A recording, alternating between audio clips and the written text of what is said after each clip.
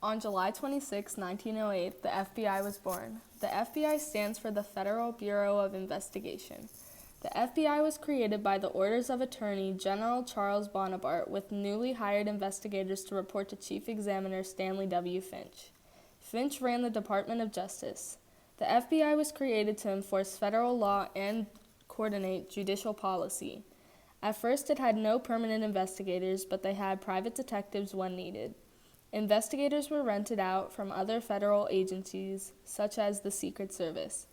The government used the agency to investigate criminals who evaded prosecution by passing over state lines. Over 300 agents have been added to the FBI since it was created in 1908. In 1917, the FBI was given the job to investigate draft resistors, violators of the Espionage Act of 1917, and the immigrants suspected of radicalism during World War II. J. Edgar Hoover joined the Department of Justice in 1917. Hoover was an anti-communist and had anti-subversive views. He also used unconventional tactics. Hoover got authority to have the Bureau agents go after gangs because the local police could not. Gangsters such as John Dillinger and George Machine Gun Kelly were arrested or killed due to the Federal Bureau. Hoover created a counterintelligence program, or COINTELPRO, to conduct a series of covert or illegal investigations. Hoover used the program to conduct his own investigations against political adversaries in the name of national security, such as when Hoover ordered around-the-clock surveillance on Martin Luther King, saying he was the most dangerous Negro in the future of this nation. Hoover used the FBI to his advantage by directing the Bureau into secret or illegal domestic surveillance, which was only done by Hoover's own patriotism and paranoia. His tactics were suspicious for decades, but President Truman and Nixon were unable to fire him due to his social status. Crime contradicted conformity of the 1950s, as organized crime members, serial killers, and some famous crimes were not following the requirements of conformity. Crime also was not stable throughout the 1950s, as it began to rise while organized crime organizations began to spread. In 1957, there was a tiny town west of Binghamton, New York. The town was known as Appalachian. New York State troops had a fishy feeling when expensive cars began coming in with license plates from across the country. Before they knew it, Appalachian was swarmed with these cars, particularly around the home of Joseph Barbera. Joseph Barbera was a local beverage distributor with a long arrest record with several charges. Joseph Barbera's son had booked hotel rooms for the next day. On November 14, 1957, officers managed to barricade the roads surrounding Barbera. The police caught 58 men in the hotel, but dozens escaped by foot. What later was found is that the men there were members of the mafia. They were there to gather and discuss logistics to control criminal organizations. Later, the criminal justice system was recognized to be uncontrolled. The Department of Justice revised their policies and made the public aware of the mafia. However, the FBI denied the existence of the mafia to the public, even though they built up a case. The mafia first entered the public by the assassination of New Orleans chief David Hennessy. In 1891, 11 Italian Americans were allegedly charged with the murder of Chief Hennessy and being in the mob. This is then when the mafia was exposed to the public. However, the FBI still denied that there was such a thing as the mafia. The mafia was a group of Sicilian people banded together to protect themselves and to carry out their own justices. So the mafia members were drug trafficking and murdering people, which then evolved over centuries.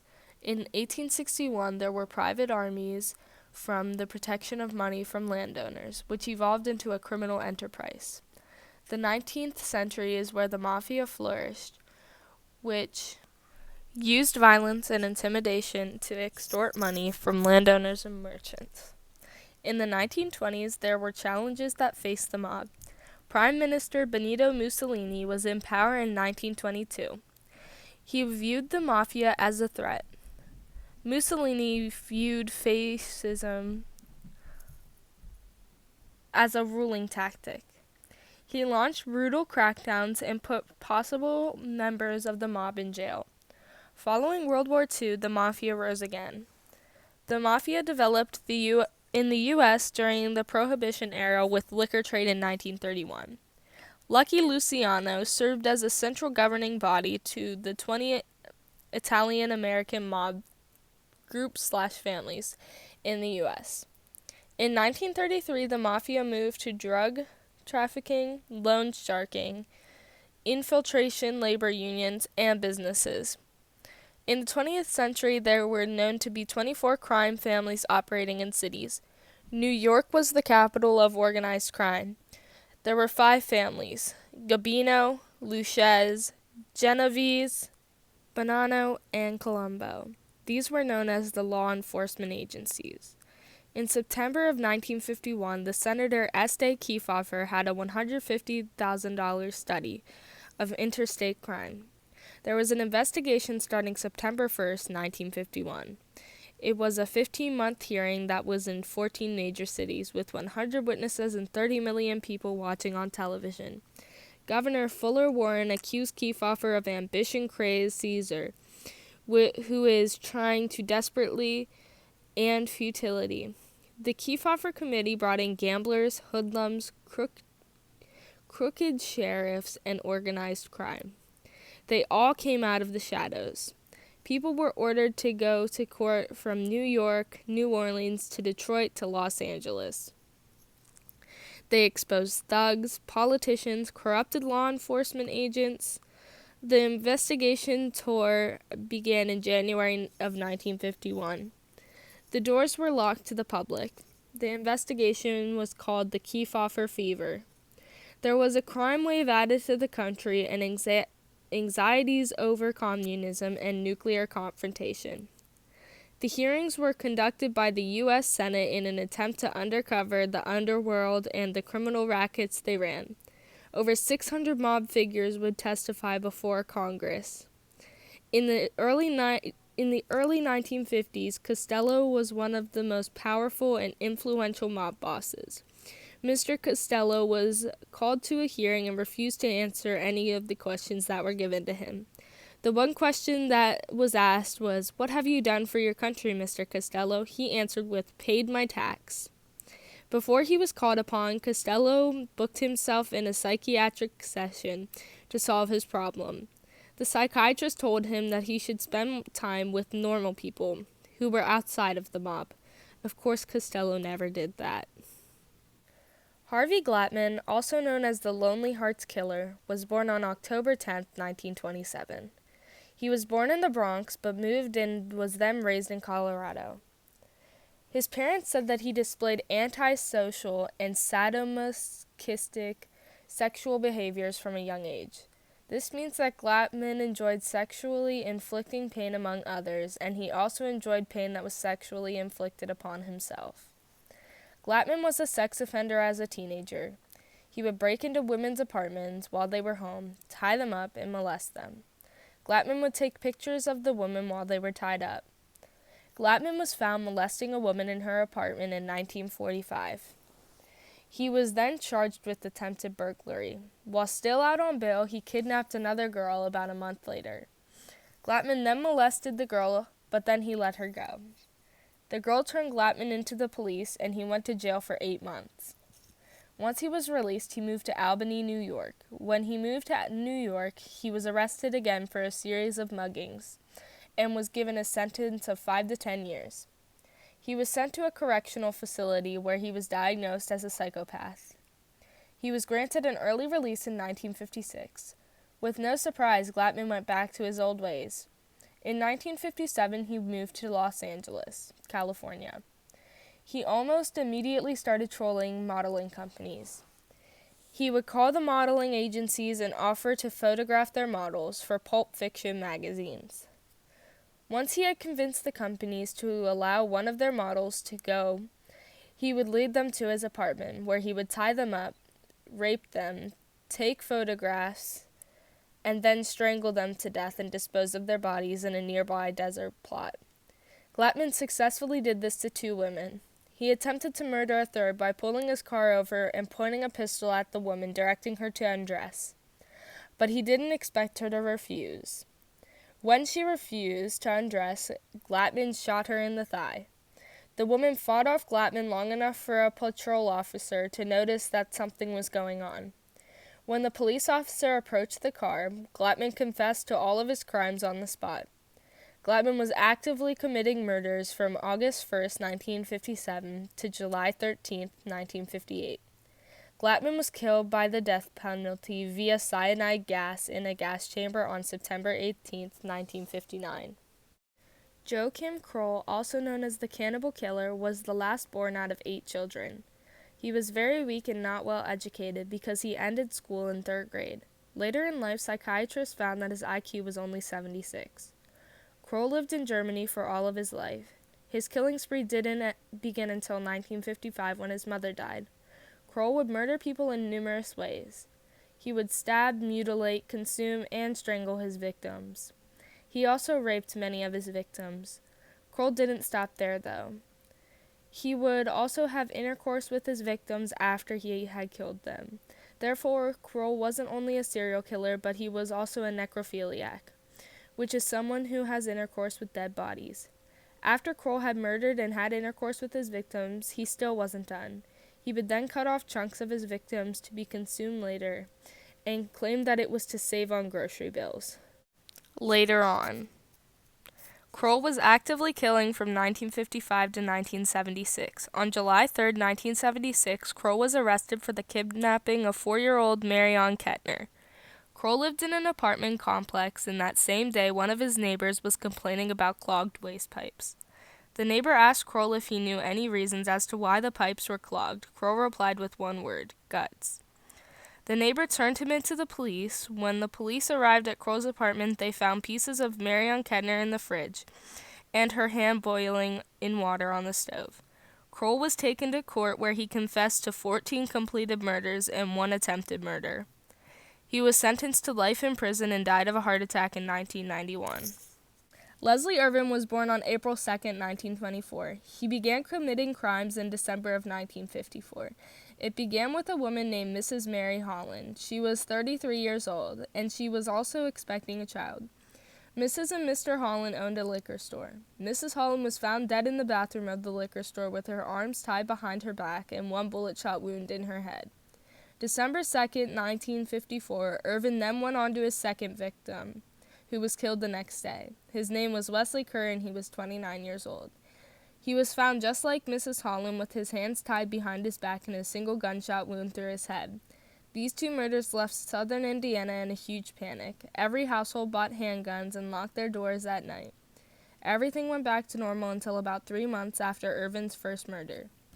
He then killed his third victim, Wilhelmina Saylor. She was 47. She was found just like all of Irvin's other victims, with a single gunshot wound in the head and hands tied behind their back. 2 weeks later, on March 28th, he killed a farmer named Goebel Duncan and 2 of his family members. All of the victims were found with a single gunshot wound and hands tied. His wife was attacked as well, but she survived, but was left blind and in critical condition. Due to trauma, she lost all memory of the attack. She sat in front row of all of Leslie Irvin's trials in Gibson County. The Duncans' 2-year-old granddaughter was spared. Irvin said the reasoning for this was because he liked kids. Irvin was arrested on April 8th. Then on April 15th, Irvin confessed to 24 burglaries. Irvin was charged with 4 counts of murder, but he also admitted to 2 additional murders. Area police that remember Irvin said that they saw him setting fire to high schools multiple times just for the thrill of it as a teenager. Irvin escaped from prison a few nights before his transfer to another prison. Irvin's death date was originally June 12, 1956. He was moving prisons so that he could be put to death via death penalty. He was supposedly confined in an escape-proof room, but a few days before making his trip, he shocked the public and the prison by making it through 3 locked doors and disappearing into the snowy night on January 21st. Irvin was making his way to Las Vegas. The nationwide chase finally ended February 9, 1956. Irvin's next execution date was December 1st, 1956. It was then extended again to March 29, 1957, and then to July 9, 1957. Irvin managed to get taken off the death penalty on June 13, 1962, and instead given life in prison for first-degree murder.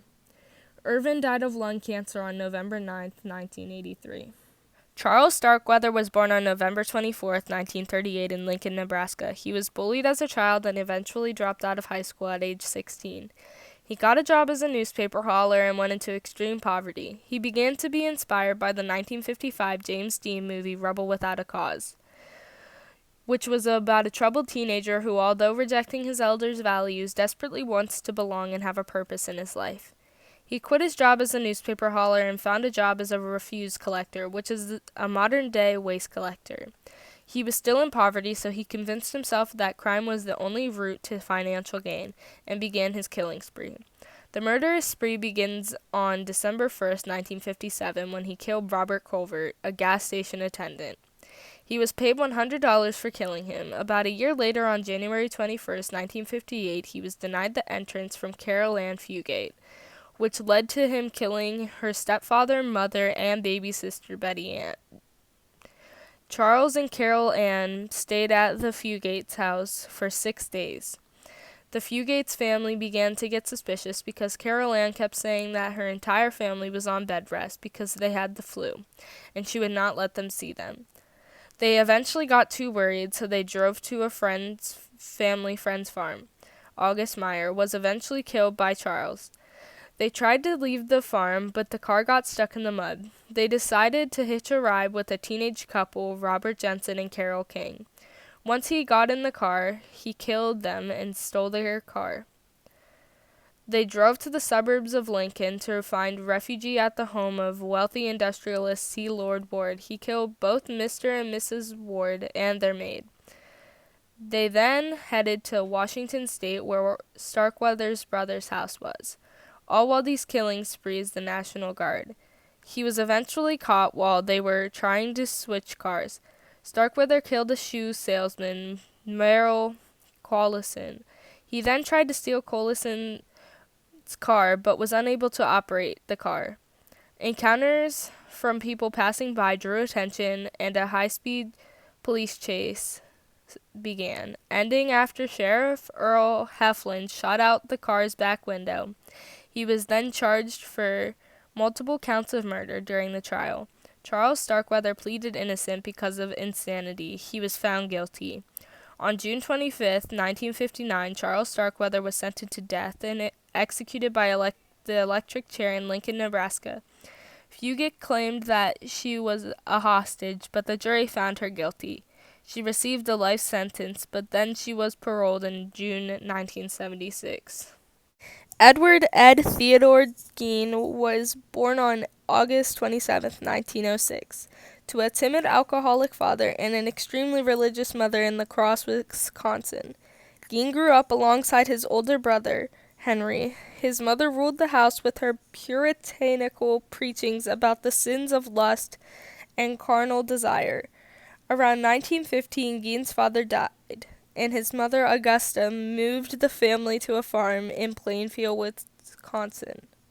He almost never left the farm except to go to school. Ed and his brother, Henry, started doing odd jobs to help support the family. In 1944, the brothers were burning brush on the property. When the fire raged out of control, Henry was found dead. After Henry's death, he became obsessively devoted to his mother. He would never leave home or date other women. She died in late 1945, and he became increasingly deranged. He developed an interest in anatomy and books, and found jobs like handyman and, oddly enough, babysitter. During this time of him working over the year, a few residents from the general area had mysteriously disappeared. One of these people was Mary Hogan. She ran a tavern in nearby Pine Grove that Gein regularly went to. On November 16, 1957, Bernice Warden was found missing from her hardware store in Plainfield, Wisconsin.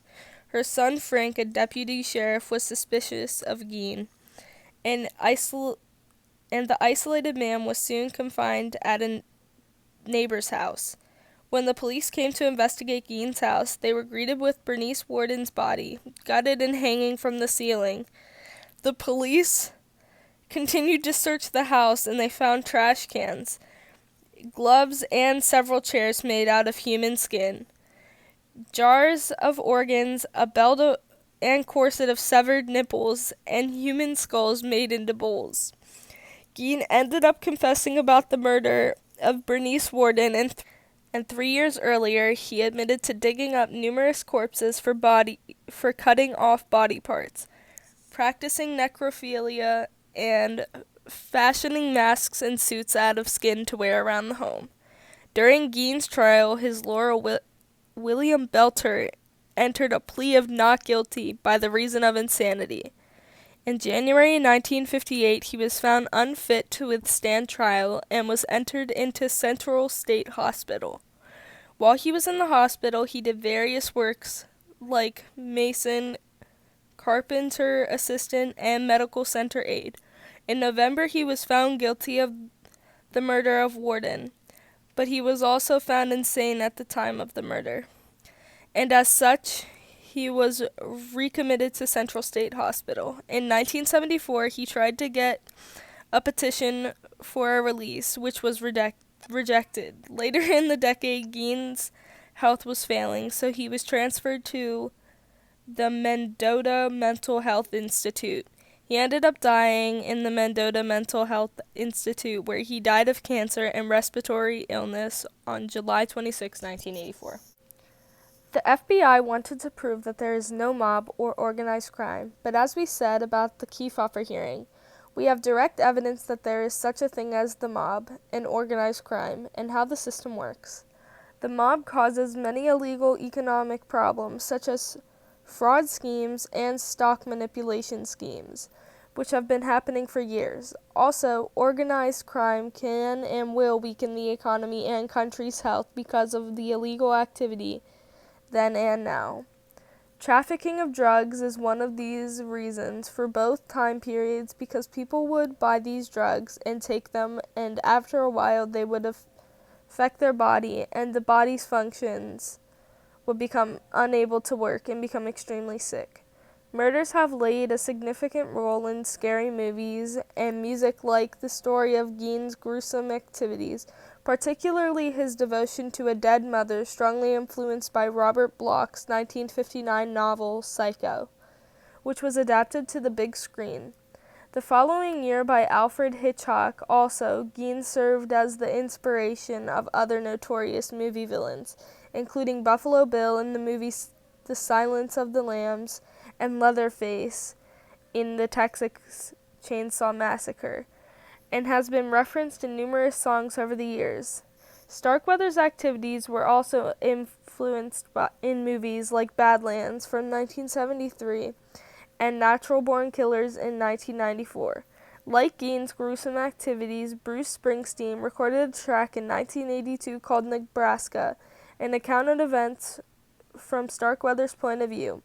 In 2004, Lisa Ward, the granddaughter of two of the victims, wove the story of the murders into her novel Outside Valentine.